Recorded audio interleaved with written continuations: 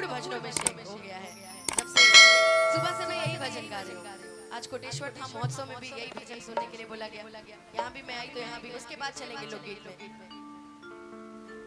कि बड़ी मशहूर होला ओही जाके संधा बोला अरे औरी बोला चाहिए का सना। जरा मेरी आवाज उठाइए, म्यूजिशियंस गलती कम भी कर देंगे तो दिक्कत नहीं। चूड़ी हरियाणा का ले आई है रे सांवर का अरे पहिरी के नाचा छमा छा।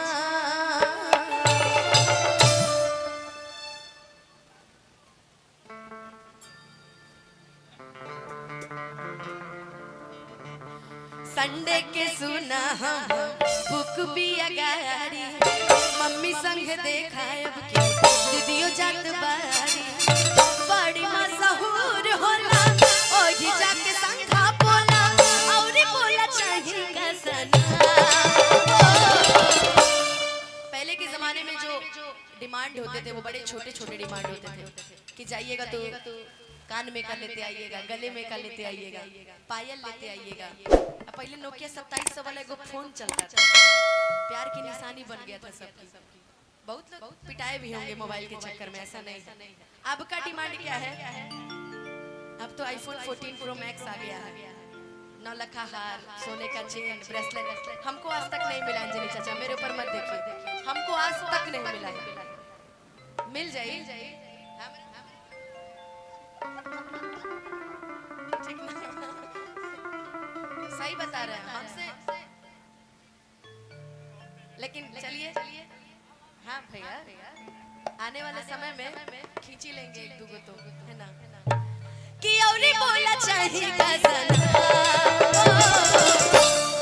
चूड़ी हरियाणा का ले आई है सांवर का पहिरी के नाचा छमा छा।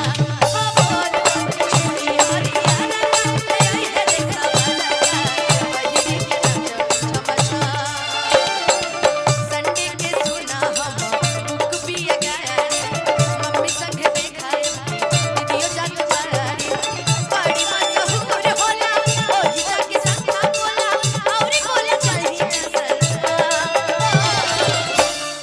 चूड़ी हरियाणा का ले आई है रे सांवर का पहिरी के नाचा छमा छा।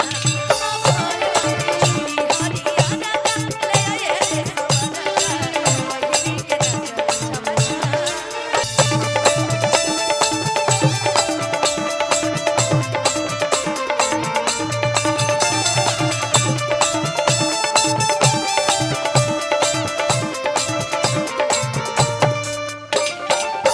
मान परई हो तो के मेरी फोन हो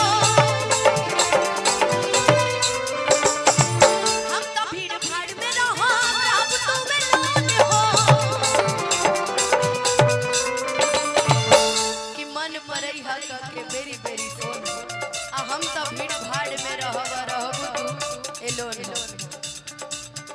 ताहर मम्मी पापा संघावे में जही है हो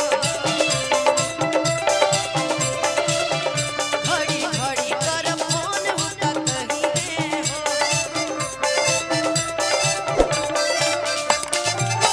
अरे अरे मोर सोना कितनी तुम अच्छी हो ना, अरे अरे मोर सोना कितनी तुम अच्छी हो ना, तू ये दिल दूर रह चूड़ी हरियाणा का ले आई है रे सांवर का पहिरी के नाचा छमा छा। चूड़ी हरियाणा का ले आई है रे सांवर का पहिरी के नाचा छमा छा।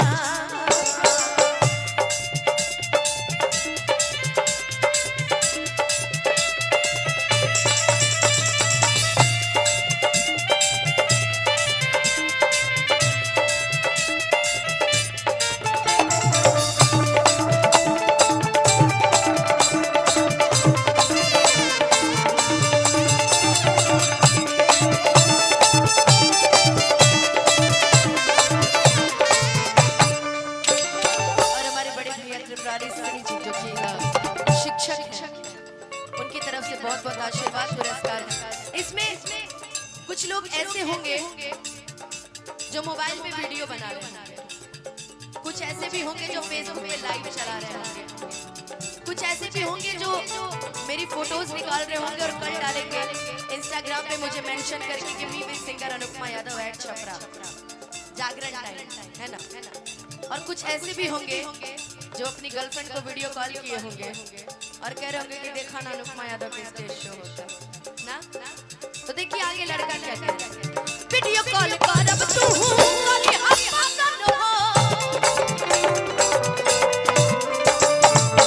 एक ही बहाने होई बाबा दर्शन हो,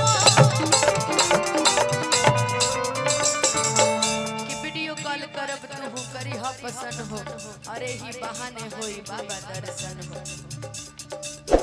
जुग जुग जियत रहो